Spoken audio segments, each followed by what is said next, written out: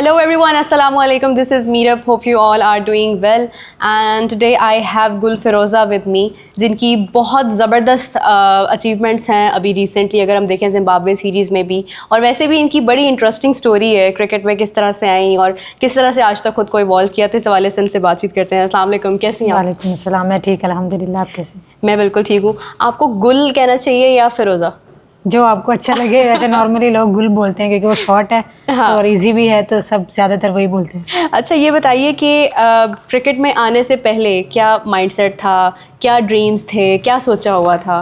I think शौक खेलने का तो शौक शुरू से था, लेकिन उस तरीके से अपॉर्चुनिटी ना स्कूल में कभी खेला ना कॉलेज में आके भी स्टार्ट किया। कॉलेज में आके बेसिकली स्टार्ट किया, रिक्वेस्ट कर करके स्टार्ट किया क्योंकि खिलाते नहीं थे। तो शौक बहुत था कि मैं गेम्स खेलूं, लेकिन क्रिकेट का मुझे सेकेंड ईयर में जब मैंने ट्रायल्स दिए पीसीबी के, तो उसके बाद मुझे ज़्यादा शौक पैदा हुआ कि मुझे तब मैंने ज़्यादा अवेयर करना शुरू किया चीज़ों को, क्रिकेट को देखना शुरू किया और काफ़ी चीज़ें ऑब्ज़र्व की देख देख के। तो उसके बाद काफ़ी शौक हुआ, फिर मैंने उसी को अपना एम बना लिया।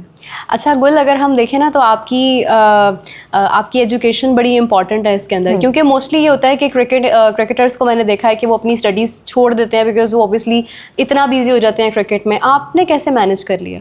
आई थिंक थोड़ा ये बात ठीक है क्योंकि थोड़ा मुश्किल होता है स्टडी के साथ सारा दिन आपको अपना प्रोफेशन भी मेंटेन करना पड़ता है, टाइमिंग एडजस्ट करनी पड़ती है। लेकिन मुश्किल था मुझे, लेकिन पाकिस्तान टीम में आने से पहले चीज़ें ठीक थी, लेकिन जैसे ही मैं पाकिस्तान टीम में आई उसके बाद थोड़ा हेक्टिक होने लग गई चीज़ें काफ़ी, क्योंकि इस साइड पे ज़्यादा फोकस हो गया। उस साइड पे शौक तो था स्टडी का, लेकिन कोशिश की है कि उसको साथ कंटिन्यू रखूं, जितना उसको टाइम दे सकती हूँ उतना दूं, लेकिन थोड़ा मुश्किल होता है। तो अभी आपका डबल मास्टर्स है? जी, अभी डबल मास्टर कर रही हूँ। मैंने अभी रिसेंटली मास्टर कंप्लीट किया, एक दूसरे में एडमिशन लिया। Very nice. तो जो आपके बैचमेट्स थे वो आपसे ऑटोग्राफ वगैरह लेने नहीं आए या सेल्फीज? वो सब पसंद करते थे शुरू से, क्योंकि खेलती थी। तो मैं क्लासेस में तो बहुत कम गई हूँ क्योंकि यहाँ पर पंजाब यूनिवर्सिटी में मैंने स्टडी की है, तो वहाँ जैसे जब कैंप्स लगते थे तो मैं ज़्यादातर होती नहीं थी। तो फिर वो लड़कियां काफ़ी एडमायर करती थी, पसंद करती थी, तो बस उनके साथ काफ़ी अच्छी गपशप थी। उसके बाद बस बैच चेंज हुआ और उसके बाद अब नेक्स्ट स्टडी के लिए प्राइवेटली एडमिशन लिया। अच्छा, तो अब आप आगे भी पढ़ रही हैं? जी, अभी भी पढ़ रही हूँ। आगे अब क्या पढ़ रही हैं? मतलब एमफिल करने का इरादा? अभी मास्टर कर रही हूँ स्पोर्ट्स साइंसेज में। पहला मेरा था साइकोलॉजी में, अप्लाइड साइकोलॉजी में, तो अभी मास्टर स्पोर्ट्स साइंसेज में कर रही हूँ। इंशाल्लाह उसके बाद करने के बाद फोकस तो है कि आगे इसको कंटिन्यू रखूँगी, जिसमें थोड़ा एडजस्ट कर पाई टाइम, दोनों में से किसी एक में तो करूँगी इंशाल्लाह। क्या बात है, बहुत बड़ी बात है। ऑनेस्टली मेरे लिए बड़ी मोटिवेशन है बिकॉज जो स्टडीज़ हैं आपकी वो कभी भी ख़त्म नहीं होनी चाहिए। It's amazing. अच्छा गुल, ये बताइए कि क्रिकेट में ऑफ कोर्स के स्टडीज़ के साथ, और जिस तरह आपने बताया कि काफ़ी प्रॉब्लम्स होती थी खुद को मौका मतलब मिल जाए किसी तरह से, तो क्रिकेट तक आने के लिए जो है वो कितनी हार्डशिप्स थी? आई थिंक स्ट्रगल तो होती है स्टार्टिंग में, और फैमिली इसमें बहुत इंपॉर्टेंट होती है आपकी, कि फैमिली का सपोर्ट होना बहुत ज़रूरी होता है। क्योंकि फैमिली का सपोर्ट ना हो तो आई थिंक आप अच्छे प्लेयर भी हो तो आप उस तरीके से नहीं खेल पाते चीज़ों को। लेकिन अल्हम्दुलिल्लाह इस हवाले से मैं बहुत लकी हूँ कि मेरी फैमिली, मेरे भाई भी सब स्पोर्ट्स लाइक करते हैं, वो खुद भी खेलते रहे हैं। मेरा भाई अल्हम्दुलिल्लाह जो मिडल वाला है वो हॉकी का पाकिस्तान प्लेयर रहा है। अच्छा। उसकी टांग का इशू हुआ था तो उसके बाद उसने छोड़ दी। उसके बाद मेरा जो छोटा भाई मोहम्मद वहीद, उससे छोटा जो है वो भी फुटी में इंटरनेशनल फुटी वो गया हुआ था मलेशिया, 2-3 टूर उधर से करके आया, वो पाकिस्तान को रिप्रेजेंट कर चुका है। बड़े भाई को भी शौक था, लेकिन वो अब जॉब सब फैमिली वाले हो गए, लेकिन सबको शौक था और सबने मुझ पर बहुत मेहनत की है। जब स्टार्ट मैंने किया था अपने करियर का, तो अल्हम्दुलिल्लाह उनकी बहुत मेहनत है और फैमिली का सपोर्ट है बहुत। अच्छा गुल, पर्सनल लाइफ और एक प्रोफेशनल लाइफ मैनेज करना कितना मुश्किल हो जाता है? आई थिंक मुश्किल थोड़ा बहुत होता है, लेकिन एडजस्ट, क्योंकि एज अ फीमेल हम लोग थोड़ा एडजस्ट कर लेते हैं, क्योंकि उस तरीके से एक्सप्लोयर नहीं था चीज़ों का। जिस तरीके से अब क्रिकेट ज़्यादा देखने लग गए हैं लोग, अब ज़्यादा उन चीज़ों का हुआ है कि अब जानने लग गए हैं लोग, पहले इतना ज़्यादा नहीं था। तो इस चीज़ का काफ़ी खुशी होती है कि लोग आपको पहचानते हैं आपको, लेकिन काफ़ी अच्छा रहता है अगर कोई पहचानता भी है कहीं, तो खुशी होती है कि एटलीस्ट कोई तो पहचानता है, तो उसमें ऑटोग्राफ लेते हैं, सेल्फीज लेते हैं, तो काफ़ी अच्छा लगता है। लेकिन उसको मैं कोशिश करती हूँ कि मेंटेन रख सकूँ। कोई मुश्किल मोमेंट जो है वो रिकॉल करना चाहेंगी आप अपनी जर्नी का? आई थिंक स्ट्रगल टाइम तो बहुत मुश्किल होता है। आप जिस टाइम पे आप स्ट्रगल कर रहे होते हो, आई थिंक आपकी फैमिली जिस टाइम पे अगर आपको सपोर्ट करती है तो आप एक अलग लेवल पे होते हो। क्योंकि मेरे भाई थोड़ा गुस्से वाला है, सेंटर वाला, उसने मुझे बहुत डांटा भी है, बहुत चीज़ें की हैं, लेकिन ये है कि उनकी डांट की वजह से शायद जो स्ट्रगल टाइम था वो मेरे लिए काफ़ी मुश्किल था। लेकिन अल्हम्दुलिल्लाह ये मेरी चीज़ थी कि मैंने उस चीज़ को पकड़े रखा है। जो स्ट्रगल टाइम था, मुश्किल टाइम था, उसको गुजारा है और उस मेहनत की है, और उसके बाद यहाँ पर डांट बेसिकली पड़ती किस बात पे थी? क्रिकेट खेलने पर या ना खेलने पर? खेलने पे भी, लेकिन वो थोड़ा सख्त था शुरू से। लेकिन जब मैं इस फील्ड में आ गई, जब कम्प्लीटली मैंने इसमें स्टार्ट कर दिया, तो उसके बाद मुझे बहुत सपोर्ट भी उसने सबसे ज़्यादा किया।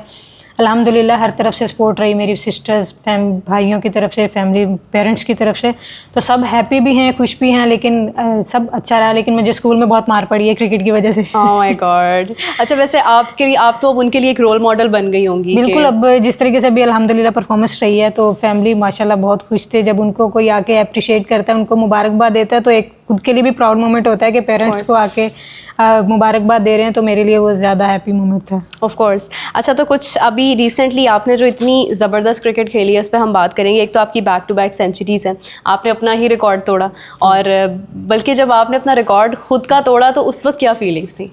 आई थिंक जब मैंने पहली 100 किया था तो मुझे आइडिया नहीं था कि ये पाकिस्तान वुमेंस में फास्टेस्ट है। तो लेकिन जब मैंने सेकंड किया तब मेरे माइंड में, जब मैंने 80 कर लिया था उसके बाद मेरे माइंड में आया कि मैं इसको और कम कर सकती हूँ। उसके बाद मैंने अपनी गेम को थोड़ा और तेज़ किया। नॉर्मली मैं खेलती तेज़ ही हूँ, लेकिन उसी को मैंने कंटिन्यू रखा जो मेरी फॉर्म चल रही थी अल्हम्दुलिल्लाह।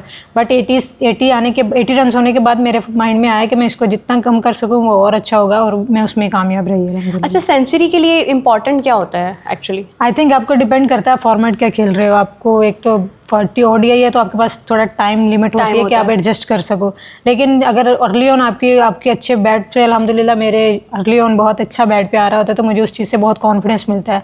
तो मेरी कोशिश होती है कि अपनी नेचुरल गेम में रहूँ और उसी में अपने स्टॉक्स खेलूँ, और उसमें अल्हम्दुलिल्लाह मुझे ज़्यादातर हेल्प होती है।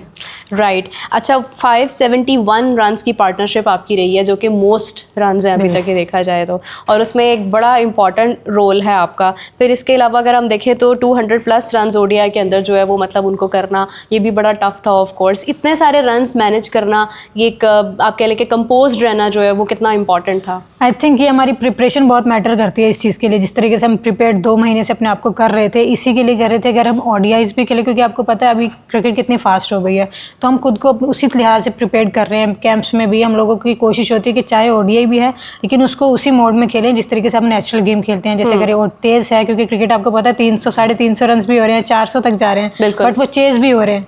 तो इसी तरीके से अभी तो 250 तो T20 में हो रहा है। तो हमारा मेन फोकस यही है कि ODIs को भी एग्रेसिव मोड में खेलें, ताकि हम 300, 3+, 350+, 400 के करीब जा सके, क्योंकि अच्छी टीमों के खिलाफ इतना करना पड़ता है और जिस तरीके से विकेट्स होती हैं। तो मेरे ख्याल से हम उस तरीके से प्रिपेयर कर रहे हैं और वही हम लोगों ने अप्लाई की चीज़ें, और उसमें हमें help milli.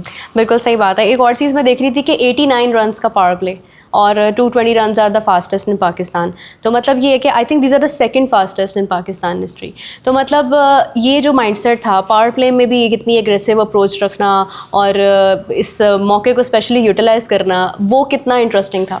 I think mode कोई भी हो, चाहे ODI या T20, दोनों का पावर प्ले बहुत इंपॉर्टेंट होता है। वो आपको टीम की बेस को सेट करता है कि आप कितना टारगेट दे सकते हो, अगर चेस कर रहे हो तो वो कितने ओवर में। इसलिए एज अ ओपनर मेरे माइंड में यही होता है, अगर मैं खेल रही हूँ, ODI खेल रही हूँ या T20 खेल रही हूँ, पावर प्ले को जितना अच्छा टीम के लिए यूटिलाइज कर सकूँ उतना बेस्ट होता है, ताकि जो नेक्स्ट प्लेयर आने वाला है उनको थोड़ी हेल्प हो सके, टीम को हेल्प हो सके। तो हमेशा से मेरी कोशिश होती है कि पावर प्ले में जितने मैक्सिमम रन बने टीम के लिए, उतना फ़ायदा होगा।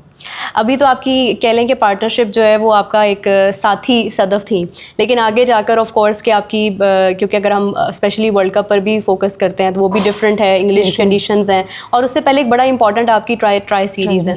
और ट्राई सीरीज़ में अगर हम देखें वेस्ट इंडीज़, आयरलैंड दोनों ही अच्छी टीम्स हैं, तो उनके खिलाफ आपका माइंडसेट क्या है? आई थिंक मेरा माइंडसेट बिल्कुल ही सिंपल है कि मैं जाऊं और अग्रेसिव मोड में ही खेलूं और पावर प्ले यूटिलाइज़ करूं, क्योंकि मैंने इंग्लैंड में खेला, इंग्लैंड के अगेंस्ट खेला, मुझे पर्सनली बहुत मज़ा आता है वहाँ खेल के। मैंने इतना ज़्यादा नहीं वहाँ खेला, लेकिन मैंने जितना खेला मुझे बहुत मज़ा आता है और मैं एंजॉय करती हूँ ऐसी विकेट्स पे खेलना। हाँ। और मेरी कोशिश होगी कि उसी को मैं एंजॉय करूँ, उनकी कंडीशंस को एंजॉय करूँ, लेकिन जितना पावर प्ले को यूटिलाइज़ करूँगी टीम के लिए उतना बेहतर होगा। और मैं इसी मोड से खेलूँगी, उसमें इंशाल्लाह उम्मीद है मुझे सक्सेस मिलेगी टीम के लिए। बिल्कुल सही है। आयरलैंड में जाना और आयरलैंड की कंडीशंस के साथ जो है वो ऑफ कोर्स एक उनको फेस करना भी एक बहुत बड़ी बात होगी, क्योंकि आप देख लें कि जहाँ पर आप आती हैं वहाँ पर एक बहुत बड़ी जिम्मेदारी आती है ऑफ कोर्स। तो उस चीज़ के लिए आपकी स्ट्रैटेजी क्या है? स्ट्रैटेजी बिल्कुल सिंपल है, क्योंकि हमारी प्रिपरेशन हो रही है, क्योंकि मुनीबा के साथ मैंने ओपन करना है, सदफ के साथ तो मैं फर्स्ट टाइम खेली हूँ ODIs में, तो मुनीबा के साथ मैं खेलती आ रही हूँ, तो हमें एक दूसरे का पता है कि किस तरीके से हम दोनों एक दूसरे को लेके चलते हैं। अगर उसका टाइम अच्छा हो रहा होता है तो वो चलाती है लेकिन मेरा मेन फोकस होता है कि मैं जितना टीम को यूटिलाइज़ करूँ, अगर दूसरे साइड से हो रहा है अच्छी बात है, नहीं हो रहा तो मैं उस चीज़ को कवर करूँ। बस उसकी तैयारी हम नेट्स में भी कर रहे हैं। अब मैचेस भी हम लोगों के स्टार्ट हैं, आज से इंशाल्लाह खेलेंगे वो प्रैक्टिस मैचेस, तो उनमें कोशिश यही होती है कि हम जितना पावर प्ले को मैं यूटिलाइज़ करूँ, खुद पे लेके खेलूँ, टीम को अच्छा स्टार्ट दूँ, बस मेरी यही कोशिश होती है।